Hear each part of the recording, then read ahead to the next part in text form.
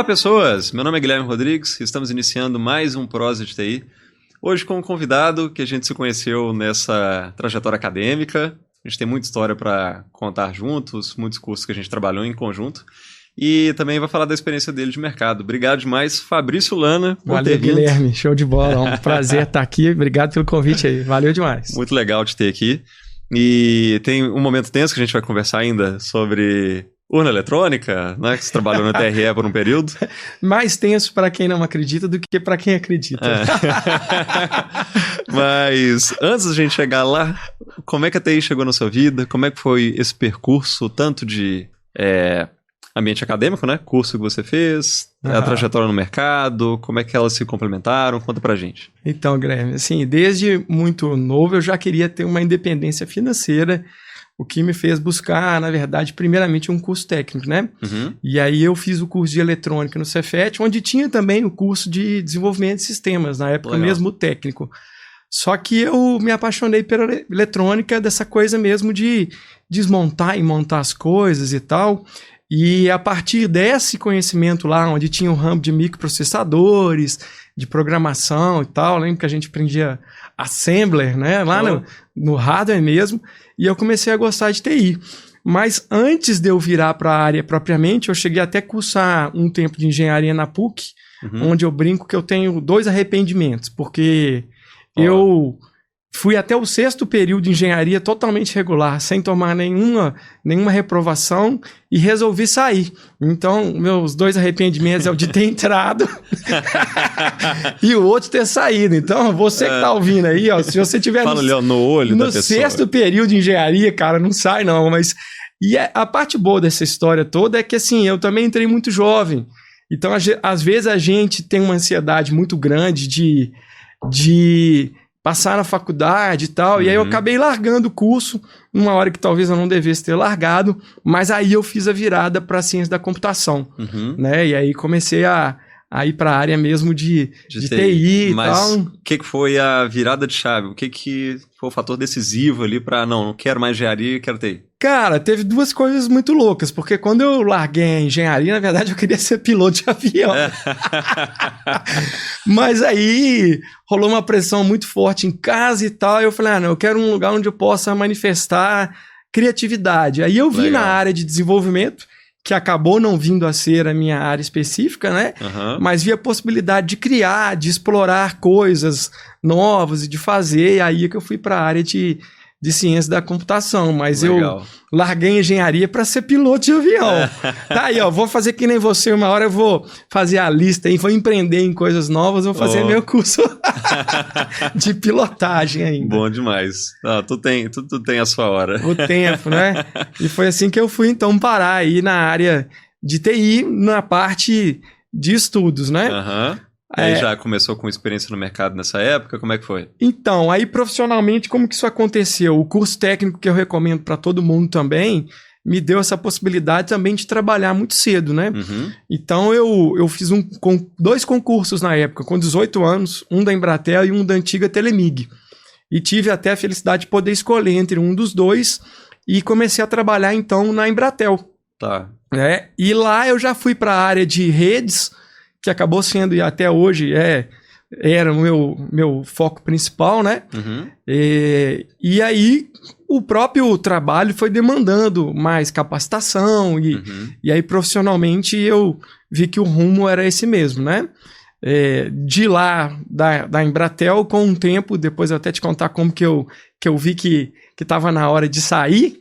De lá eu fui para engenharia, que era o caminho natural, como eu te falei, e acabei indo fazer, então, depois a ciência da computação. Fiquei um bom tempo lá, tenho muita saudade lá do tempo da Embratel. Foi uma época, assim, bem, bem legal mesmo. Massa. Foi assim que eu segui o rumo, né? E no acadêmico... Aí nessa época, lá ainda na Embratel, você finalizou a graduação ou depois? Como na verdade, eles me deram até um incentivo, uma bolsa lá para fazer a graduação, e eu terminei lá na própria Embratel o curso de ciência da computação. E aí surgiu um dilema interessante também, falando de mercado de trabalho, que era o seguinte: eu já tinha alguma experiência como técnico, e o meu salário de técnico talvez fosse maior do que o meu inicial de analista de sistemas. Legal. Porque era uma empresa boa e eu já tinha lá 5 anos e eu tinha que escolher dar um passo atrás para dar muitos outros à frente depois, né? Então, você que está nos ouvindo aí, talvez já tenha uma atividade que te dê mais lucro ou mais rendimento hoje do que o inicial da carreira de TI, mas é importante lembrar que esse é um caminho que é mais longo e mais promissor, talvez, do que esse que você está hoje, numa função administrativa, qualquer que seja, sem qualquer mérito de valor, mas falando das possibilidades, né? É que o mercado oferece, né? Exato. Eu lembro de uma pessoa que me procurou, estava fazendo análise de desenvolvimento e com dúvidas sobre, né, a área, ou como seguir, etc. Aí sempre tem o caminho, né? Toda trajetória depende desse percurso, né? Você vai iniciar ali num cargo mais introdutório, né, como estagiário, ou como técnico, ou talvez analista júnior, e vai seguindo. E essa pessoa, eu lembro que era concursada. E aí já estava com uma certa estabilidade num outro segmento, nem trabalhava com TI. Falei, olha, é um passo bem o que você falou, vou dar 2 passos para trás ou 1 passo para trás para dar 2 passos para frente amanhã. Mas aí, assim, esse caso especificamente que eu lembrei é de uma pessoa que não deu espaço, continuou, hoje ela continua, já tem mais de 10 anos, e aí continua com o mesmo cargo, na mesma função. Tem as questões de carreira que te limitam a evoluir, né? Falando em termos de carreira pública. Mas pela formação, com desenvolvimento, programação, poderia ter percorrido uma outra trilha, outro talvez caminho, né? Bem mais promissora. Já teve casos, eu lembrei desse especificamente que não fez a mudança, mas lembro de outros casos que fizeram e hoje tem uma carreira bem mais interessante do que a que largou lá atrás com medo, né? Com essa insegurança. Porque assim, na verdade, a carreira de servidor público, ou a opção de concurso público também, né? Ela é uma faca de 2 gumes, né? Porque assim, empreender é muito mais arriscado, mas também dá mais dinheiro. E às vezes empreender nas próprias escolhas, na própria vida, né? Que é o que a gente está falando aqui agora há pouco, né? Do tipo, você largar a estabilidade para ir para outras coisas, né? Uma decisão às vezes difícil. Não à toa que eu acabei saindo da Embratel para fazer outros concursos, né? Que aí tem uma história dessa longa caminhada dos concursos públicos também. Mas em algum momento, talvez, é importante assim, a gente ter essa perspectiva. Não existe fórmula mágica, né? Mas quando a gente pega o caminho dessas escolhas, a gente tem que aceitar também alguns riscos, né? Acho que aceitar os riscos. Tem todo um planejamento, né? Porque se você vai ter uma redução na remuneração, conseguiu, talvez, fazer uma reserva ali para poder complementar por um período e continuar crescendo ao longo do tempo. Tem uma série de questões envolvidas, né? Tanto pessoais quanto profissionais. Com certeza, assim, os riscos que eu corri, né, até falando em aceitar alguns riscos, mas os que eu corri foram bem calculados, vamos dizer, como você disse aí, planejados, né? Porque a época que eu saí da Embratel para virar analista de sistemas mesmo, é até um caso engraçado, uma pessoa chegava para mim todo dia e falava assim, nossa, você tá desperdiçado aqui, nossa, que trabalho legal que você fez. E aí uma hora aquilo que era sempre elogio começou a me dar raiva, né? Eu falei, pô, se eu tô desperdiçado aqui, né? Então eu tenho que correr atrás.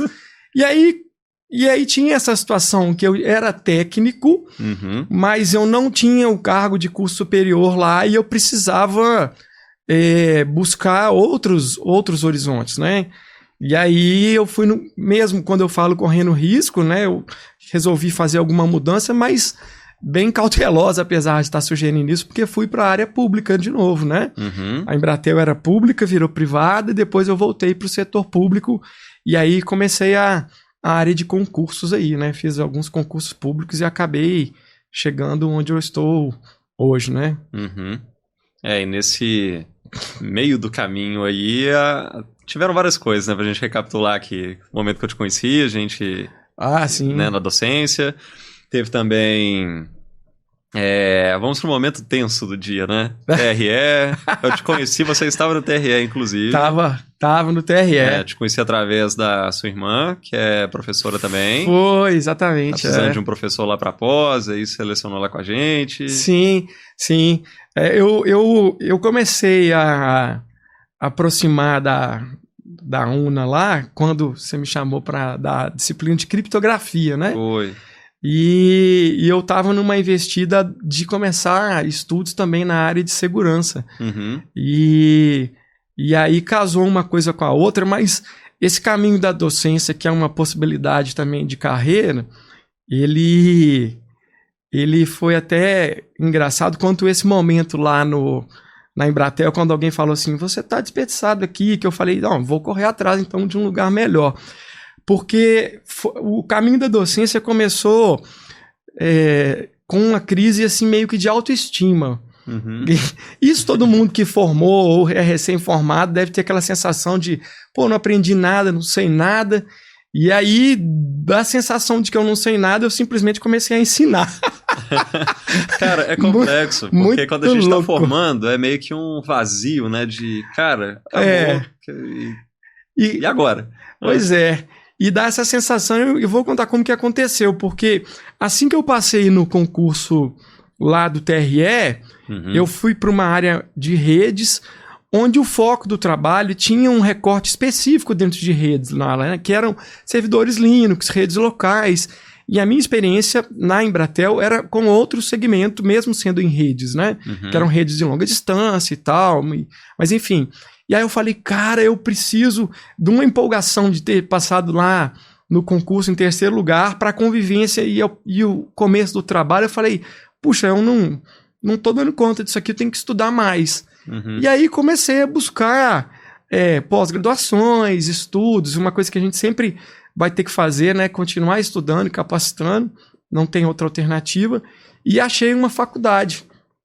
Aí eu falei, pô, essa faculdade tem um curso de tecnólogo aqui, que isso foi antes da UNA, dessa história que a gente está começando a contar aqui, e falei, vou pesquisar esse curso. Aí comecei a pesquisar e ele tinha um enfoque de um recorte bem técnico, específico para a área de redes, servidores. Falei, legal isso aqui. Acabou que eu não matriculei nesse curso, e à época ainda tinha anúncio de emprego no jornal, e eu tinha esse hábito de ler os pequenos anúncios, cara. E aí saiu Essas horas a gente traga a idade. Aí saiu, cara, um anúncio de uma faculdade, curiosamente, que era essa que eu tava querendo fazer o curso. E o detalhe mais sinistro era que era para dar aula no curso que eu queria fazer. Aí eu falei, cara, e agora? O que eu faço? O que eu não faço? E mandei o currículo. E nessas coincidências ou oportunidades da vida, eu estava acabando uma outra pós-graduação, que não era na área de TI, mas que foi super útil, que às vezes a gente traça planos tentando olhar para o futuro, mas a gente só consegue também entender algumas coisas que a gente faz quando a gente reconecta os pontos do passado, né? E aí depois, quando eu fui fazer essa entrevista lá, é que eu vi que, essa pós-graduação em Direito que eu fiz com um objetivo específico me serviu para me capacitar a banca de professor. E eu fui fazer a banca para dar aula de rede sem fio num curso que eu estava interessado em fazer. Isso já aconteceu também outras vezes, não na UNA, tá? Ali eu já estava em outra fase, né? Mas enfim, em outras circunstâncias que a gente carrega às vezes quando está em início de carreira, né? Essa insegurança natural, né? E muitas vezes menospreza a capacidade que está dentro da gente mesmo. É um medo natural de empreender, de sair, de enfrentar, mas se você às vezes percorrer o caminho, você vai acabar sendo reconhecido pelo seu próprio trabalho, né? As pessoas que estão à sua frente é que vão te validar depois, né? Então, esse é um recado, um cuidado que é muito importante, assim, para a galera que está em começo de carreira, né? Assim, primeiro, muito esforço, muito trabalho, porque tem um outro lado também da pessoa que se acha demais e, na verdade... Tem muito ainda que percorrer. Exatamente. E seguir aos poucos batalhando. Mas foi assim, então, respondendo a sua pergunta, que eu acabei indo para a docência e acabei indo para a UNA, né? Quando aí já uns anos depois ali. Na área de segurança e especificamente também mexendo com a UNA e com o TRE, né? Que é a questão que você estava começando. Momento treta, momento de tensão. Bebe uma água aí que eu vou fazer perguntas tensas. Até entornou aqui, ó. Mas na verdade não tem nada demais, né? Tem essa meio que mistificar uma questão de tem fraude, não tem fraude, etc. Fala um pouco pra gente até onde possa ser falado, né? Tudo. E mas de como é a estrutura, a questão de controles, enfim, como é que funciona o processo eleitoral e de segurança da UNA. Então, na verdade, eu sempre, quando vou falar desse tema, eu separo três papéis, assim, que eu acho importantes, né? Um deles é quando eu falo como servidor, institucionalmente, quando eu falo como professor ou profissional de TI, que é o que eu estou fazendo aqui, e quando eu manifesto a minha opinião como cidadão. Na condição de profissional do TRE, né, até quem quiser conhecer um pouco mais, tem lá também os vídeos do TRE, até já dei umas palestras lá também, mas eu prefiro falar da parte de professor e de profissional da área de TI, porque isso é uma das coisas que mais me incomoda. É pensar, às vezes, um profissional de TI, que é o objeto do nosso bate-papo aqui, questionando a segurança do processo sem se aprofundar no tema. Sim. Sabe? Isso é uma coisa que me causa desconforto. Porque eu vejo, sei lá, meu tio, meus avós e tal, eu consigo... Tudo bem, né? A gente compreende. Exato, Guilherme. Porque, assim, é difícil eles alcançarem algumas coisas e a realidade é diferente. E aí, como eu disse no início, eu não falo isso com corporativismo, não pretendo defender alguma coisa. Quero falar a partir de como as coisas são, de como a TI existe nesse processo. E por essa razão eu costumo dizer que assim, quem critica a UNA Eletrônica e a da área de TI sem subir um nível do discurso, na minha opinião, está comprometendo o seu currículo. E eu sou radical nisso, porque ele está desacreditando a própria base fundamental, teórica do que ele Exato, estuda, né? Cara. E tem tanta engenharia, tem tanto mecanismo, tem tanto algoritmo envolvido, que assim, tá bom, vamos discutir, porque no outro papel que eu disse, de cidadão, é muito importante isso para o amadurecimento do processo, para o amadurecimento do sistema, inclusive no teste público de segurança que é feito, as pessoas se cadastram para atacar a UNA, vamos dizer assim, e isso evolui para melhorias na urna, né? Então, assim, como cidadão, nosso papel é questionar, procurando compreender os fundamentos. Claro, não questionar aleatoriamente, mas... Que, infelizmente, é o que tem acontecido muito, não só nessa esfera, né? Exatamente. Agora, como profissional de TI, Guilherme, a gente tem que subir um pouco o nível da discussão, né? Porque não dá para imaginar, por exemplo, como a gente vê algumas notícias, fake news, que seria possível instalar um vírus dentro da urna, né? Isso é uma coisa, é uma hipótese que é muito rasa de ser dita por alguém da TI, porque, falando rapidamente de algumas coisas específicas, né?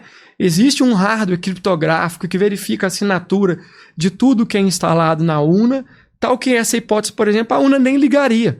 Qualquer software que tiver instalado lá dentro... Qualquer modificação do código fora do padrão esperado... ela que não for aquele assinado na cerimônia de assinatura, o que foi auditado. Inclusive o código-fonte é aberto, sim, gente. Já está aberto agora, não sei quando vai ao ar, mas agora sempre o ano anterior da eleição ele fica de 6 a 12 meses aberto para inspeção.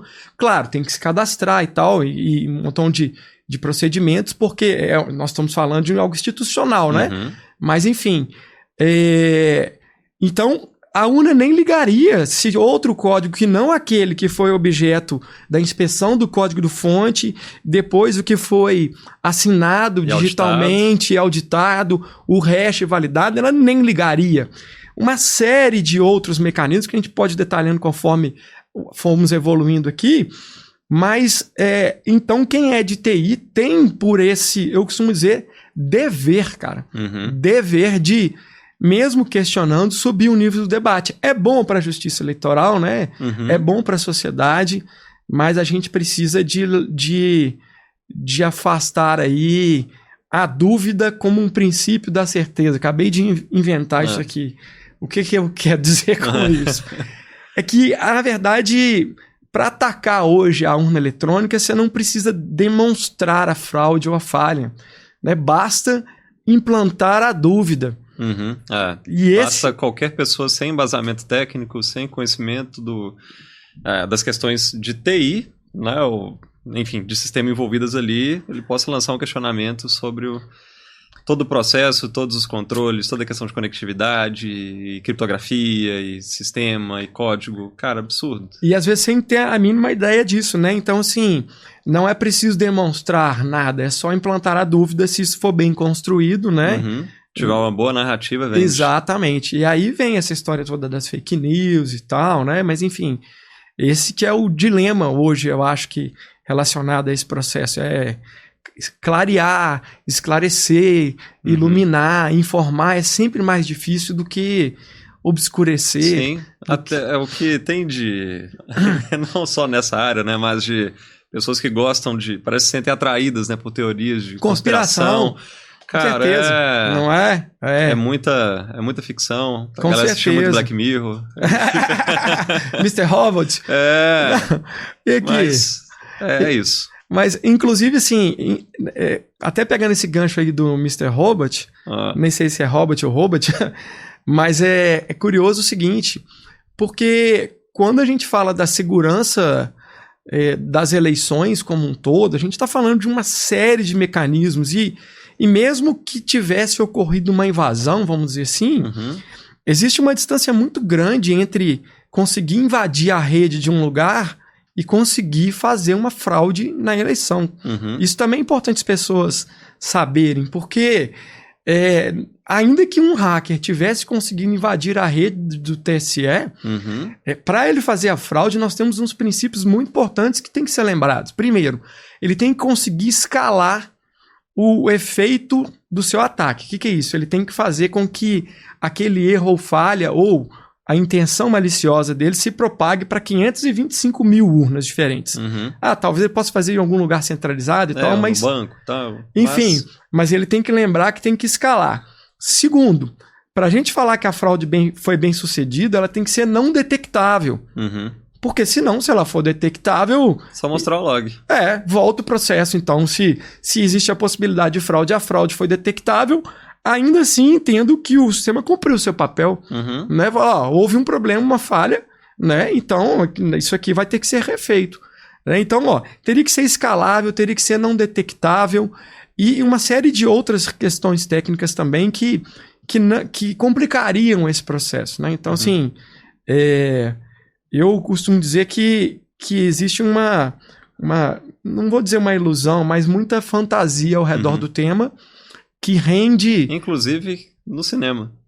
No cinema? Que chega pra gente do cinema essa questão de fantasia sobre como é que funciona o processo de invasão. O cara sim, 5 segundos tá lá dentro da rede, já derruba um avião e já... maravilhoso, cara, inclusive, né? Fácil, né? Simples. Pra você que também que tá começando na área mesmo de segurança, ser hacker é também um negócio que dá muito trabalho, cara. Não é assim... romântico. Como o cinema mostra. Como aparece no cinema, do cara tá lá comendo uma pizza na madrugada. Tem que estudar pra caramba também, não é? Não é assim tão cara, fácil e simples, não. É complexo. Mas, deixar esse assunto de lado, vamos para um assunto mais leve. Na docência, a gente teve algumas... questões similares, digamos assim, né, em termos de contato com alunos ou refugiados ou que vieram de outros países.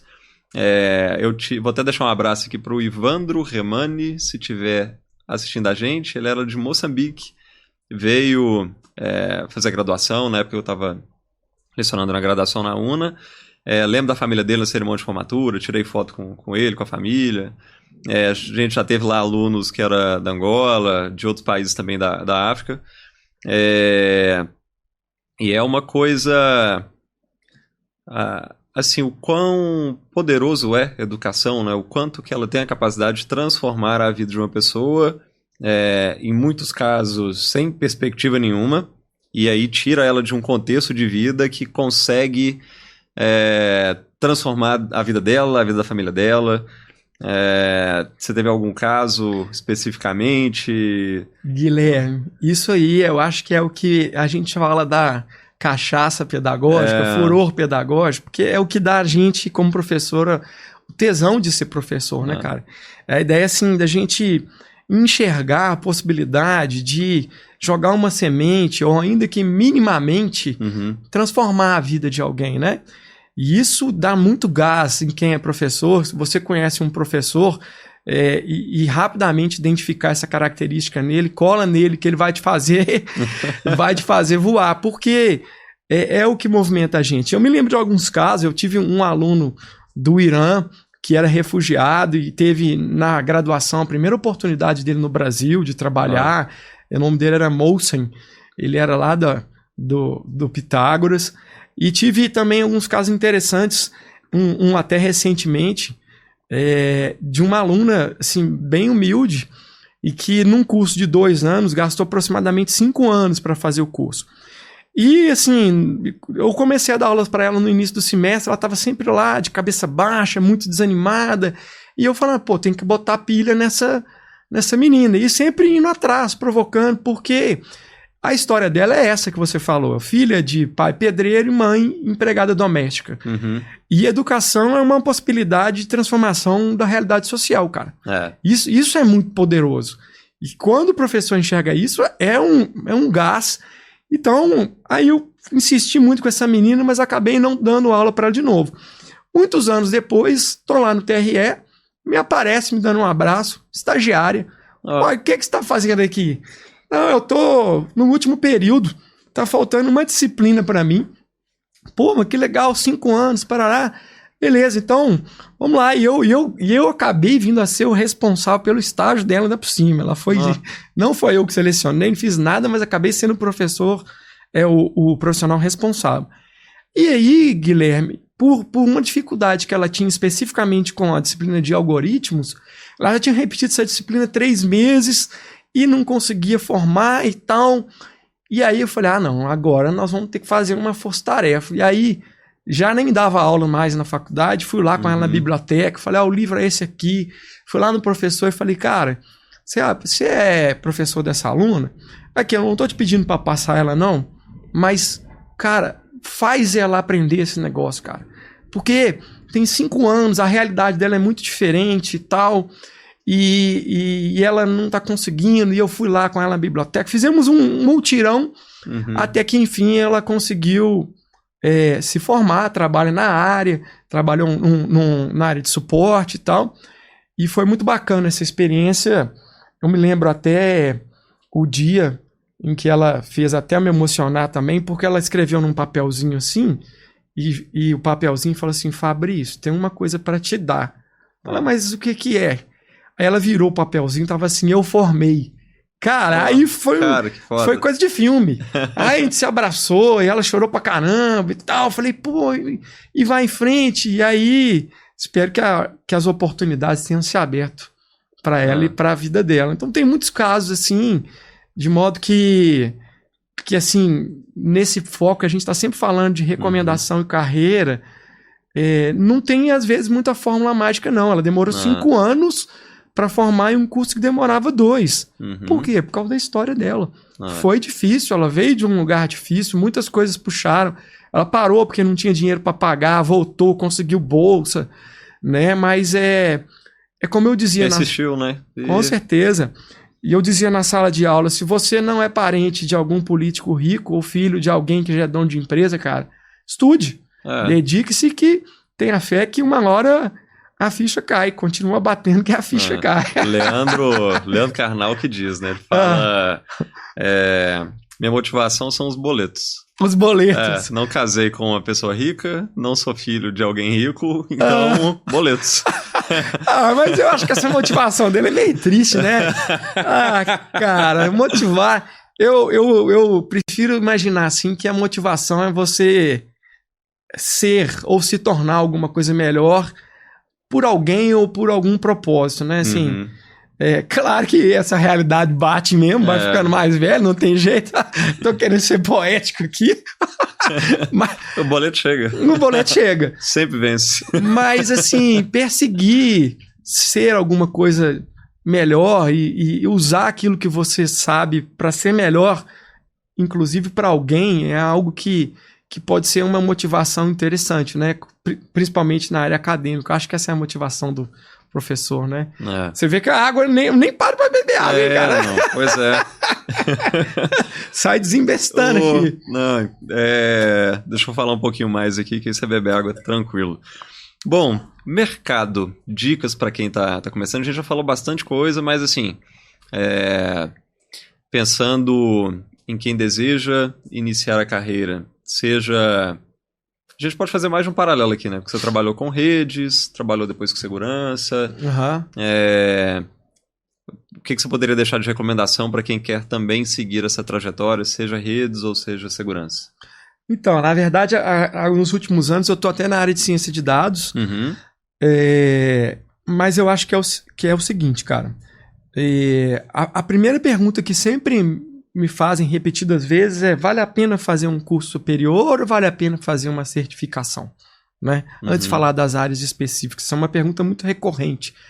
E eu penso que você dentro da empresa, sem o curso superior, você vai ficar estigmatizado a um determinado padrão. Porque, assim, existem muitas organizações hoje em que isso já não é tão importante, é verdade, né? Mas, de certa forma, sobretudo nas tradicionais, onde os cargos são bem definidos, né? Minimamente aquilo te serve como um cartão de visita para você falar, olha, eu tenho isso na bagagem, eu posso aspirar a coisas maiores, né? E as certificações profissionais, né? Seja qualquer fabricante aí, tem muito de semelhante como um cartão de visita também. De modo que, assim, nessa parte da formação, eu diria que é importante, sim, ter uma graduação e é muito desejável, recomendável que você, nesse percurso de graduação, vá buscando essas certificações profissionais que vão, inclusive, te dar um foco específico das coisas que estão acontecendo no mercado.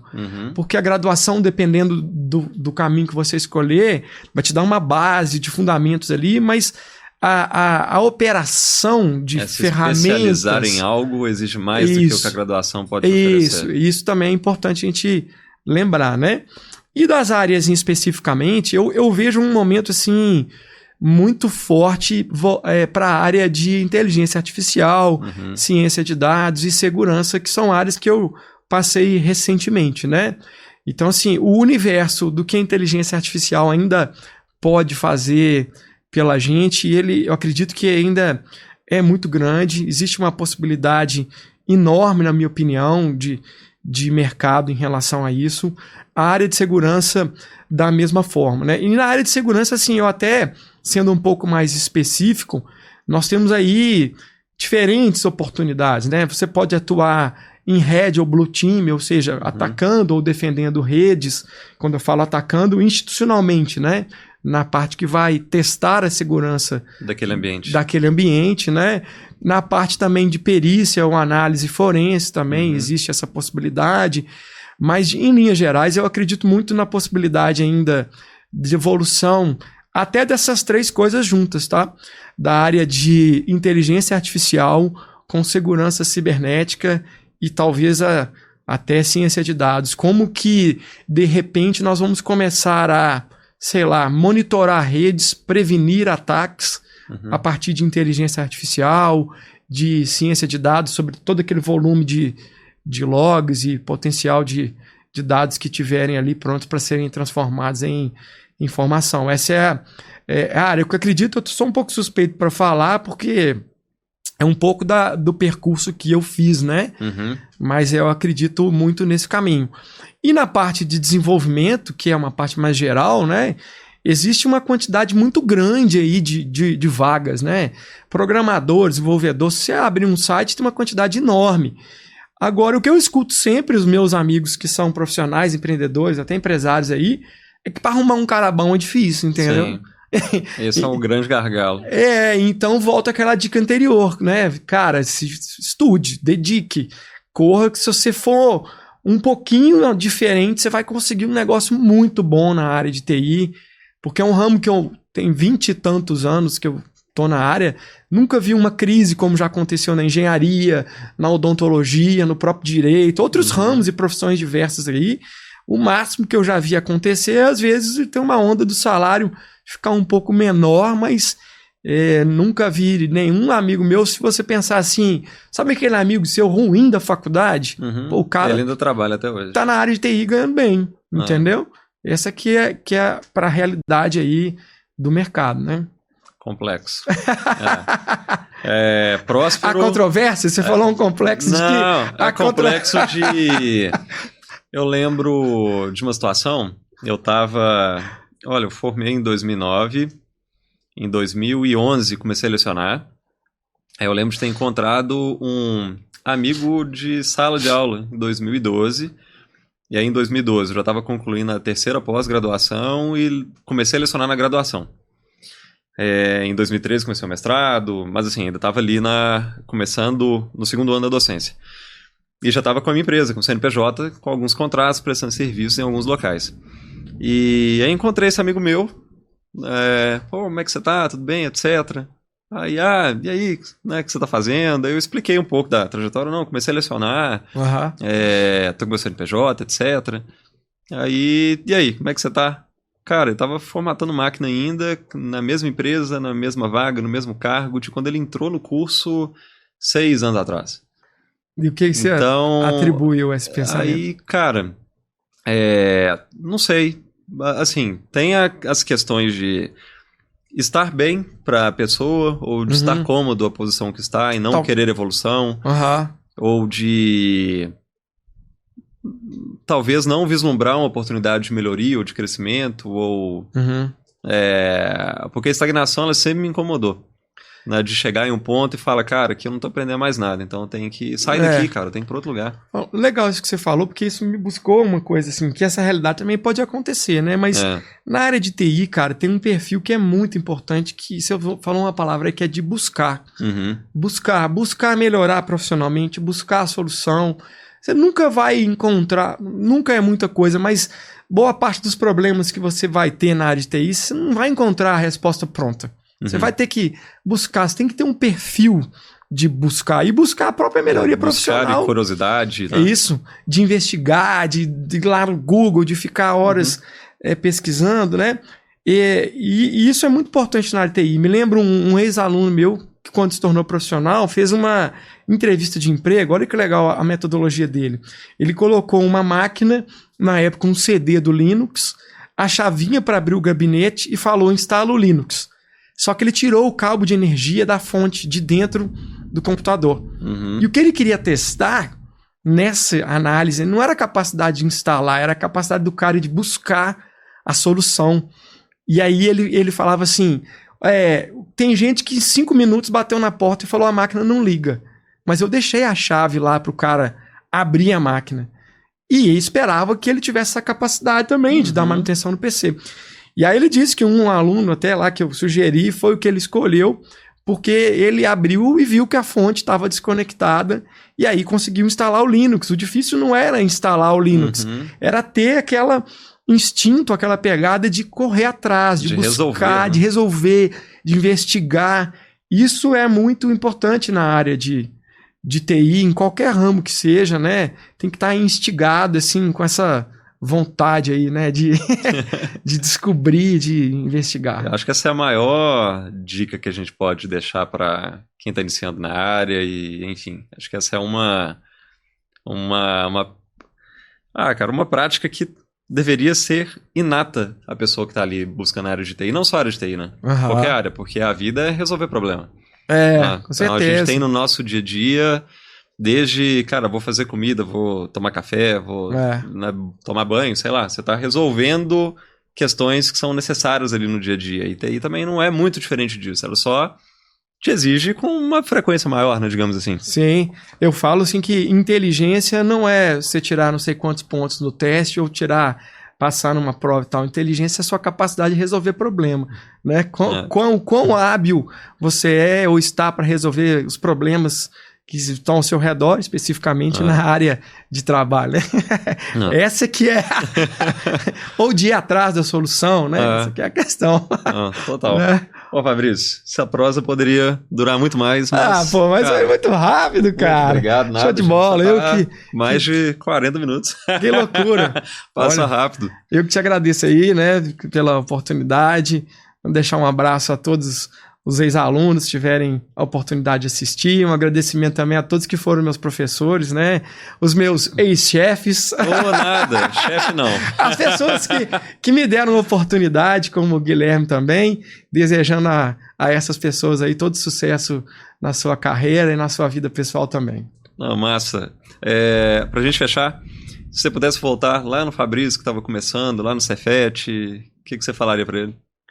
Cara, você viu que eu viajo pra caramba, né? E você me faz essa pergunta, eu tenho feito uma prática que também é sugerir, que é a seguinte, eu costumo hoje eu costumo fazer uma pergunta invertida. Eu costumo falar assim, se o meu eu do futuro estivesse falando comigo agora, o que ele falaria comigo, né? E aí, quando eu me faço essa pergunta, esse meu eu do futuro, ele fala comigo assim, cuide da sua saúde mental, esse vai ser um desafio, né? Cuide do seu bem-estar, da sua saúde física, procure estar bem com você mesmo e se dedicar a coisas que te dão paixão, coisas que você gosta, né? Eu vejo muito essa mensagem vindo do futuro. Não sei se eu vou ficar louco daqui até lá, com todo o respeito da brincadeira, mas enfim, se eu tivesse que falar para o Fabrício de antes, talvez eu dissesse para ele lá da escola técnica, se preocupar menos com as coisas, desfrutar mais das oportunidades, acreditar mais em si mesmo, né, ter um pouco mais de autoconfiança. Acho que essas coisas aí poderiam ajudar, apesar de não ter muita certeza sobre isso, porque eu não sei o quanto o quanto dessas dificuldades me trouxeram aqui e fizeram com que eu virasse o que eu sou, né? Então, não tenho muita certeza desse conselho do passado, não. Fico tentando pensar no meu eu do futuro, dizendo alguma coisa pra mim, pra eu fazer agora. Mas é difícil. Isso é legal. Uma coisa que eu costumo fazer com certa frequência é, cara, onde que você quer estar daqui 3 anos, daqui 5 anos e traçar o caminho pra isso, né? E essa coisa de buscar o eu do futuro é meio que se colocar também fora da caixa, né? De tipo, colocar um olhar distante para a sua própria vida, como se fosse alguém que está fora dela, né? Isso é um exercício legal. Momento Black Mirror do dia. Mas é isso. Obrigado demais. Guilherme, valeu, cara. Eu que te agradeço demais. Foi bom demais. Um prazerão. Desejo muito sucesso para você em todos os seus empreendimentos aí. Você, que eu disse há pouco, é um empreendedor dos seus próprios sonhos, da sua jornada aí, cheio de projetos bacanas, né? Que Deus te ilumine sempre, te dê bastante felicidade no seu caminho aí, cara. Tudo de bom, viu? Obrigado pra nós. Futuro bom pra nós. Valeu. Bom, esse foi mais um Prosa de TI. Semana que vem tem mais um papo. Abraço, até lá.